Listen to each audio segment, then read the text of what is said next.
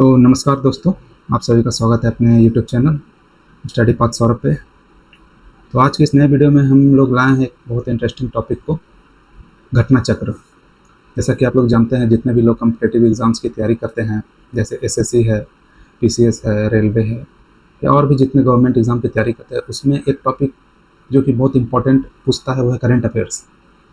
Current affairs एक ऐसा topic है जो कि लगभग हर एक एग्ज़ाम में पूछता है। कुछ एग्ज़ाम में उसका बहुत ज़्यादा वेटेज होता है और कुछ एग्ज़ाम में उसका थोड़ा कम वेटेज होता है, लेकिन होता सभी एग्ज़ाम में। और करंट अफेयर्स को पढ़ने के लिए जितने भी मार्केट में बुक हैं, उसमें से one of the best book अगर कोई है तो मैं सजेस्ट करूँगा घटना चक्र को। घटना चक्र का जो करंट अफेयर्स है, घटना चक्र दृष्टि के नाम से बुक आती है। जैसे कि आप देख सकते हैं, घटना चक्र दृष्टि के नाम से बुक आती है और ये बुक 2025 संस्करण है, सेकंड वॉल्यूम है इसका। तो इसमें जो जितने भी करंट अफेयर्स के डेटा हैं वो देखिए, आप देख सकते हैं सितंबर 2024 से सितंबर 2025 तक है, जो कि एकदम लेटेस्ट डेटा है। तो हम लोग इसी बुक को डिस्कस करेंगे, करंट अफेयर्स को। चूँकि ये बुक बहुत बड़ा है, इसलिए इसको अलग अलग पार्ट में हम लोग अलग अलग वीडियो में डिस्कस करेंगे। एक वीडियो की सीरीज़ आएगी दृष्टि को लेकर, दृष्टि घटना चक्र को लेकर, उसका आज पहला वीडियो है। तो अलग अलग वीडियो में हम लोग डिस्कस क्या करेंगे, पहले हम लोग जान लेते हैं। जैसे कि आज के वीडियो में हम लोग डिस्कस करेंगे आपको ये सूक्ष्म दृष्टि। सूक्ष्म दृष्टि क्या है? तो इसमें क्या है कि वन लाइनर और एमसीक्यू क्वेश्चंस रहते हैं। इसमें भी बहुत से पार्ट होता है। इसमें जैसे कि आपको नेशनल से रिलेटेड, राष्ट्रीय न्यूज़ से रिलेटेड होता है, इंटरनेशनल से होता है, खेल जगत से होता है, इकोनॉमी से होता है। तो बहुत से पार्ट हैं इसके। तो पहले हम लोग इस सूक्ष्म दृष्टि को डिस्कस करेंगे। उसके बाद हम लोग इसमें आर्टिकल्स बहुत से आते हैं अलग अलग पार्ट में। जैसे राष्ट्रीय लेवल पर जितने भी न्यूज़ है उससे रिलेटेड आर्टिकल्स है, अंतर्राष्ट्रीय प्रदेश से रिलेटेड है, इकोनॉमी से रिलेटेड है, साइंस एंड टेक से रिलेटेड है, खेल जगत से रिलेटेड है। तो इसमें बहुत से ऐसे पार्ट हैं। तो आज के इस वीडियो में हम लोग सूक्ष्म दृष्टि को डिस्कस करेंगे। इस सूक्ष्म दृष्टि में भी बहुत से अलग अलग पार्ट हैं, लेकिन हम लोग कोशिश करेंगे कि एक वीडियो में इसको कंसाइज किया जाए। अगर नहीं हो पाएगा तो हम दूसरे एक दो वीडियो और कर देंगे, उसमें हम लोग इसको एडजस्ट कर लेंगे। तो आइए हम लोग शुरुआत करते हैं सूक्ष्म दृष्टि से। इसका राष्ट्रीय संस्करण, राष्ट्रीय लेवल पे जो न्यूज़ है उसको एमसीक्यू के फॉर्म में, एक वन लाइनर के फॉर्म में दिया हुआ है। तो आइए हम लोग शुरुआत करते हैं। तो चलिए दोस्तों, सूक्ष्म दृष्टि का जो राष्ट्रीय स्तर पे जितने भी टॉपिक्स है, पहले हम लोग उसको डिस्कस कर लेते हैं। इसमें सबसे पहला क्वेश्चन है हमारा कि 13 सितंबर 2025 को प्रधानमंत्री नरेंद्र मोदी ने कहाँ 9,000 करोड़ रुपए से अधिक के विकास कार्य का उद्घाटन किया तथा शिलान्यास किया? तो कहाँ किया? तो ये मिजोरम में किया गया, क्योंकि अभी प्रधानमंत्री जी वहाँ गए थे। यहाँ 8,070 करोड़ रुपए से अधिक लागत वाली किस नई रेल लाइन का उद्घाटन किया गया? तो जो रेल लाइन का उद्घाटन किया गया उसका नाम है बैरागी सरांग रेल लाइन, जो बैरागी से होकर सरांग तक जाती है। इस ऐतिहासिक अवसर पर जब आइजोल पहली बार भारतीय रेल नेटवर्क से जुड़ा तो कितनी नई एक्सप्रेस ट्रेनों को हरी झंडी दिखाकर रवाना किया गया? तो उस दिन जो शिलान्यास किया गया, उस दिन 3 नई एक्सप्रेस ट्रेनों को हरी झंडी दिखाई गई। NIRF रैंकिंग 2025 में समग्र श्रेणी में कौन सा संस्थान शीर्ष पर रहा? 4 सितंबर 2025 को इसका रैंकिंग लिस्ट आया। इसमें IIT मद्रास टॉप पे रहा। NIRF के रैंकिंग में IIT मद्रास टॉप पे रहा। IIT मद्रास ने NIRF रैंकिंग में समग्र श्रेणी में लगातार कितने वर्षों तक शीर्ष स्थान पर बनाए रखा? तो लगातार 7 वर्षों तक आप देख सकते हैं कि IIT मद्रास टॉप 1 पे रहा, टॉप 1 रैंकिंग पे रहा। आदिवासी भाषाओं को डिजिटल रूप से संरक्षित करने के लिए भारत का पहला AI आधारित अनुवाद कौन सा है? तो आदिवाणी, जो कि सितंबर 2025 में इसका स्टार्टिंग हुआ है। आदिवाणी जो AI आधारित अनुवाद है, एक डिजिटल प्लेटफॉर्म है। नीति आयोग ने हाल ही में कौन सी पहल शुरू की? नीति आयोग ने 3 दिसंबर 2025 को एक नई पहल का शुरुआत किया। नीति आयोग के बारे में आप लोग जानते होंगे, जो इंडिया के लिए बहुत से प्लानिंग कमीशन, जिसका पहले नाम था, अब नीति आयोग इसका नाम हो गया है। तो इसने ADP और ABP ब्रेन हेल्थ इनिशिएटिव का जैसे पहल शुरू किया नीति आयोग ने। हाल ही में कहाँ रक्षा मंत्री राजनाथ सिंह और उत्तर प्रदेश के मुख्यमंत्री योगी आदित्यनाथ ने रक्षा उपकरण एवं ड्रोन निर्माण इकाई का लोकार्पण किया? तो 30 अगस्त 2025 को इसका लोकार्पण हुआ है, जो कि गौतम बुद्ध नगर में, जो कि हमारा यूपी में है, वहाँ किया गया। National annual report and index on women's safety नारी 2025 के अनुसार भारत के महिलाओं के लिए शीर्ष 3 सबसे सुरक्षित शहर कौन सी है? तो अगस्त 2025 में जो अपना नारी है, नारी 2025 का जो रैंकिंग लिस्ट जारी हुआ, उसमें जो 3 जो सबसे सेफ सिटी है महिलाओं के लिए, उसमें आया है कोहिमा, विशाखापट्टनम और भुवनेश्वर। भुवनेश्वर आपका उड़ीसा में है। पीएम विकसित भारत रोजगार योजना की घोषणा किसने की? तो भाई पीएम विकसित नाम से ही पता चल रहा है, पीएम विकसित तो हमारे प्रधानमंत्री नरेंद्र मोदी जी ने किया होगा, जो कि 15 अगस्त 2025 को किया गया। योजना की घोषणा कहाँ से की गई? तो लाल किले से की गई थी, जो हमारे प्रधानमंत्री जी ने जो भाषण दिया था उसके बाद इस योजना की घोषणा की थी। इस योजना के लिए कितने रुपए आवंटित किए गए? तो लगभग 1 लाख करोड़ रुपए आवंटित किए गए, जो कि बहुत बड़ा अमाउंट है। इस योजना के तहत हर रोजगार पाने वाले युवाओं को 2 किस्ती में कितने प्रोत्साहन राशि दिए जाएंगे? तो 15,000 रुपये की प्रोत्साहन राशि दी जाएगी नए जो रोजगार स्टार्ट करेंगे उनके लिए, जो कि 2 किस्तों में दी जाएगी।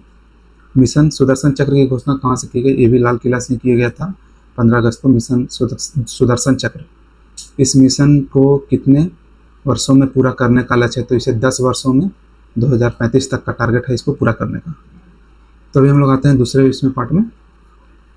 भारतीय रेलवे ने भारत की किस सबसे बड़ी मालगाड़ी का सफलतापूर्ण ट्रायल रन किया, जो कि अगस्त 2025 में किया? उसका नाम है रुद्रास्त्र। आप ये देख सकते हैं, उसका नाम है रुद्रास्त्र। मालगाड़ी की लंबाई कितनी है? तो 4.5 किलोमीटर की ये लंबी मालगाड़ी है। 4.5 किलोमीटर लंबी मालगाड़ी है ये। परीक्षा पे चर्चा 2025 को किस लिए गिनीज वर्ल्ड रिकॉर्ड में सम्मानित किया गया? देखिए, हमारे प्रधानमंत्री परीक्षा पे चर्चा करते हैं, तो इसको गिनीज वर्ल्ड रिकॉर्ड में इसको स्थान मिला है। और किस कारण से मिला है? ये देखिए, नागरिक सहभागिता मंच पर 1 माह में सर्वाधिक पंजीकरण। तो मतलब 1 महीना में सबसे ज़्यादा ऑडियंस अट्रैक्शन करने का ये सबसे बड़ा मंच रहा, इसलिए इसको गिनीज वर्ल्ड रिकॉर्ड दिया गया। परीक्षा पे चर्चा 2025 के 8वें संस्करण में कितने वैध पंजीकरण हुए? 3.5 करोड़, लगभग 3.5 करोड़ लोग रजिस्ट्रेशन किए हैं 2025 में, जो इसका 8वां एडिशन था, 2025 का 8वां एडिशन था, उसमें हुआ। Bharat electric mobility index IEMI किसके द्वारा लॉन्च किया गया? तो हम लोगों ने पीछे बात किया था, 4 अगस्त को लॉन्च किया गया नीति आयोग के द्वारा। चौथी आदि कर्मयोगी क्षेत्रीय प्रक्रिया प्रयोगशाला RPL इतना इम्पोर्टेंट नहीं है। पहली, दूसरी और तीसरी RPF का शुभारंभ कहाँ किया गया था? तो पहला तुम्हारा बेंगलोर में किया गया था, उसके बाद भोपाल में, उसके बाद देहरादून में, और अभी अपना चौथा किया गया कहाँ? अभी अपना तीसरा हुआ था देहरादून में, और चौथा अपना भुवनेश्वर में। किस जिले में एक नया हड़प्पा स्थल खोजा गया? तो जो राजस्थान का जैसलमेर जिला है, उसमें जुलाई 2025 को हड़प्पा का एक नया स्पॉट खोजा गया, एक नया प्लेस, जो अपना हड़प्पा सिविलाइजेशन है उसका एक नया स्पॉट खोजा गया है। यह हड़प्पा स्थल कहाँ स्थित है? तो ये है अपना रातडियारी डेरी में, जो कि जैसलमेर राजस्थान में। पिपरहवा निशानियों को कितने वर्षों के बाद भारत लाया गया? तो पिपरहवा निशानियों को 127 वर्षों के बाद 30 जुलाई 2025 को भारत लाया गया। पिपरहवा निशानियों की खोज कब हुई थी? तो 1898 ईस्वी में इसकी खोज हुई थी। इन निशानियों की खोज कहाँ की गई थी? तो इन निशानियों की खोज पिपरहवा स्तूप, सिद्धार्थनगर, उत्तर प्रदेश में इसकी खोज की गई थी, जो कि भगवान बुद्ध से रिलेटेड है। यह किसकी निशानियाँ हैं? तो भगवान बुद्ध की निशानियाँ हैं। यह निशानियाँ किन प्राचीन शहर से संबंधित है? तो कपिलावस्तु, जो कि भगवान बुद्ध का बहुत इंपॉर्टेंट मायने रखता है इसमें। भारत का पहला हिंदी माध्यम MBBS कॉलेज कहाँ स्थापना करने की घोषणा की गई है? तो ये जबलपुर में इसकी घोषणा की गई है, जो कि जबलपुर में इसकी स्थापना की जाएगी। फर्स्ट MBBS हिंदी कॉलेज, जो कि जुलाई 2025 में इसका घोषणा किया गया है, जबलपुर में इसका जो है सो स्थापना किया जाएगा। केंद्रीय शिक्षा मंत्री धर्मेंद्र प्रधान ने कहाँ अखिल भारतीय जिला संगम 2025 ABSS 2025 का उद्घाटन किया? जो कि भारत मंडपम नई दिल्ली में। देखिए, भारत मंडपम नई दिल्ली जो है, भारत मंडपम, इसमें बहुत सी चीज़ों का शिलान्यास किया जाता है, क्योंकि ये दिल्ली में है और यहाँ पर बहुत स्पेसियस है, इसलिए यहाँ आसान होता है चीज़ों को शिलान्यास करना। यह आयोजन किसकी 5वीं वर्षगांठ के उपलक्ष्य में आयोजन किया गया? तो राष्ट्रीय शिक्षा नीति 2020 NEP नेशनल एजुकेशन पॉलिसी 2020 के 5वीं। प्रधानमंत्री नरेंद्र मोदी ने किस स्थान पर आदि तिरुवर्थीय महोत्सव का संबोधित किया? तो ये गंगाईकोंडा चोलपुरम, तमिलनाडु में किया था 27 जुलाई को। प्रधानमंत्री ने किस चोल सम्राट के सम्मान में स्मारक सिक्का जारी किया? तो अपने राजेंद्र चोल जो 1 थे, राजेंद्र चोल 1, उनके सम्मान में स्मारक सिक्का का जो है सो जारी किया है प्रधानमंत्री जी ने। बनारस लोकोमोटिव वर्क्स BLW के हाल ही में किस श्रेणी का 25वां इलेक्ट्रिक इंजन तैयार किया गया? तो वैप 7 हम लोग जानते हैं, जो अभी सबसे लेटेस्ट इंजन चल रहा है, जो कि ज़्यादातर ट्रेनों में लगी होती है, वैप 7 का। तो इसका 25वां इंजन बन के तैयार हो चुका है। सोचिए ये कितने सारे इंजन सिर्फ एक वेराइटी का कितना बन चुका है। तो हम लोग नेक्स्ट में आते हैं। वैप 7 कितने हॉर्स पावर का है? तो 6000 हॉर्स पावर इसमें का शक्ति है। इसमें वैप 7 जो इंजन है, जो ट्रेन को खींचती है। उपराष्ट्रपति जगदीप धनखड़ ने अपने पद से इस्तीफा कब दी? तो आपको पता ही होगा, अपने जो वाइस प्रेसिडेंट हैं, इंडिया के जो वाइस प्रेसिडेंट हैं, उन्होंने 21 जुलाई 2025 को इस्तीफा दे दिया था। भारतीय रचनात्मक प्रौद्योगिकी संस्थान IICT का पहला परिसर कहाँ स्थापित किया गया? तो ये मुंबई में स्थापित किया गया है। PM नरेंद्र मोदी ने 5400 करोड़ रुपए से अधिक की कई विकास परियोजनाओं का उद्घाटन और शिलान्यास कहाँ किया? तो दुर्गापुर, पश्चिम बंगाल में। आपको पता है कि जुलाई में जो है सो PM साहब जो है सो बंगाल गए थे, तो उसी में इसका उद्घाटन हुआ था। PM मोदी ने भारत पेट्रोलियम कॉर्पोरेशन लिमिटेड की सिटी गैस डिस्ट्रीब्यूशन परियोजना की आधारशिला कहाँ रखी? तो ये पुरुलिया जिला, बांकुड़ा और पुरुलिया जिला जो कि पश्चिम बंगाल में है, वहाँ इसका आधारशिला रखा। जब वो गए थे वहाँ, तो उसी समय किए थे। स्वच्छ सर्वेक्षण 2024-25 पुरस्कार किसने प्रदान किया? तो राष्ट्रपति द्रौपदी मुर्मू जी ने ये अवार्ड दिया। स्वच्छ सर्वेक्षण 2024-25 में सुपर स्वच्छ लीग श्रेणी में 10 लाख से अधिक आबादी वाले शहर की श्रेणी में कौन सा शहर पहले एवं दूसरे स्थान पाया? तो भैया इंदौर, जो कि शुरू से ही फर्स्ट पे आ रहा है, या नया नहीं है, हमेशा आता रहता है। और सेकंड पे अपना सूरत आया है। सुपर स्वच्छ लीग श्रेणी में 3 से 10 लाख आबादी वाले शहरों की श्रेणी में कौन सा शहर पहले स्थान पर है? तो नोएडा अपना उत्तर प्रदेश में जो नोएडा है वो आया। तो आप देखिए 10 लाख वाला आबादी में जैसे इंदौर और सूरत आया, और 3 से 10 लाख का जो रेंज है उस आबादी में नोएडा आया है उत्तर प्रदेश का। तो उत्तर प्रदेश भी भाई अब धीरे धीरे आप लोग समझ रहे हैं डेवलप कर रहा है। स्वच्छ सर्वेक्षण 2024-25 में सर्वश्रेष्ठ गंगा शहर का खिताब किसे मिला? तो ऑब्वियस है भाई, अपना प्रयागराज। मराठा सैन्य परिदृश्य में कुल कितने किले शामिल हैं? तो 12। मराठाओं के कुल 12 किले शामिल हैं इसमें। ये किले किन राज्यों में स्थित हैं? तो अपना महाराष्ट्र, जो कि सबसे ज़्यादा है, और कुछ तमिलनाडु में भी।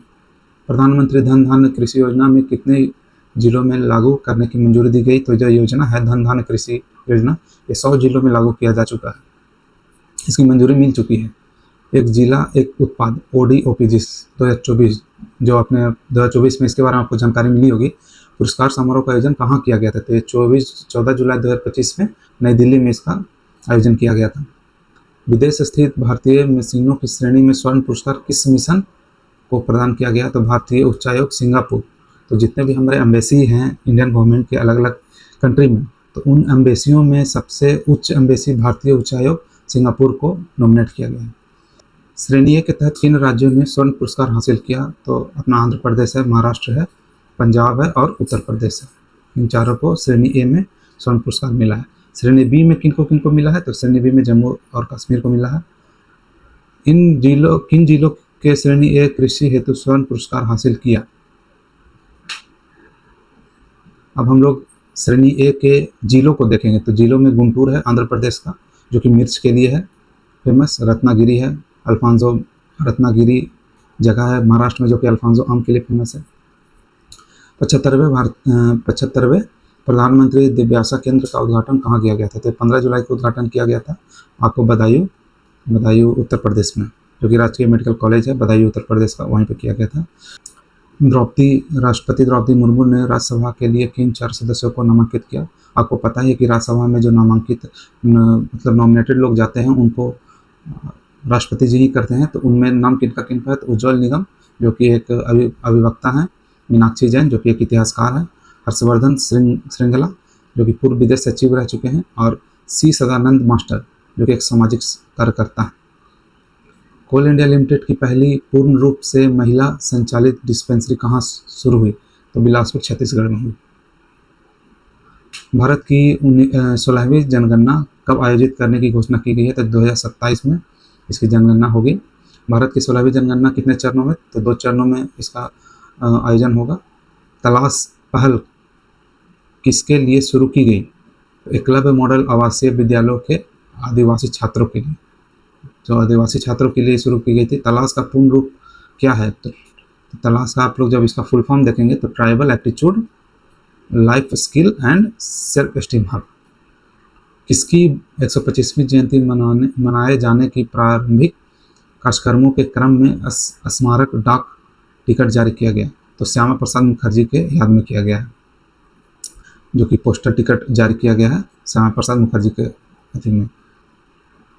इस डाक टिकट को डिजाइन किसने किया? तो नीनू गुप्ता ने इसका डिजाइन किया। बिहार सरकार ने किस आयोग के पहली बार गठन को मंजूरी दी? तो बिहार युवा आयोग, जो कि 8 जुलाई को उसको मंजूरी मिली, जो कि बहुत इंपॉर्टेंट होगा, एक बफर सिस्टम का काम करेगा सरकार और स्टूडेंट के बीच में। ये बिहार सरकार ने सरकारी नौकरियों में राज्य की मूल निवासी महिलाओं को कितने प्रतिशत का जो है सो रिजर्वेशन दिया? तो 35%, जो कि बिहार में दिया गया। अत्याधुनिक फेनोम इंडिया राष्ट्रीय बायो बैंक का उद्घाटन कहाँ हुआ? जो कि CSIR IGIB दिल्ली में हुआ। केंद्रीय मंत्रालय द्वारा खेलो भारत नीति 2025 को कब मंजूरी दी गई? तो 1 जुलाई 2025 में इसको मंजूरी दी गई थी। खेलो भारत नीति 2025 किस नीति का स्थान लेगी? जो राष्ट्रीय खेल नीति 2001 जो था राष्ट्रीय खेल नीति, अब उसका नाम चेंज करके खेलो भारत नीति कर दिया गया। उत्तर प्रदेश कैबिनेट ने किन 2 एक्सप्रेसवे को जोड़ने के लिए नए लिंक एक्सप्रेसवे हेतु ग्रीनफील्ड लिंक एक्सप्रेसवे के निर्माण की मंजूरी दी गई है? तो आगरा लखनऊ एक्सप्रेसवे और पूर्वांचल एक्सप्रेसवे। तो ये 2 एक्सप्रेसवे है, आगरा लखनऊ एक्सप्रेसवे और पूर्वांचल एक्सप्रेसवे, इन दोनों को जोड़ने के लिए एक ग्रीनफील्ड लिंक बनाया जा रहा है। राज्य सरकार ने आकांक्षात्मक विकासखंड योजना के तहत वर्ष 2024-25 की वार्षिक डेल्टा रैंकिंग जारी की। तो ये उत्तर प्रदेश ने जारी की है रैंकिंग।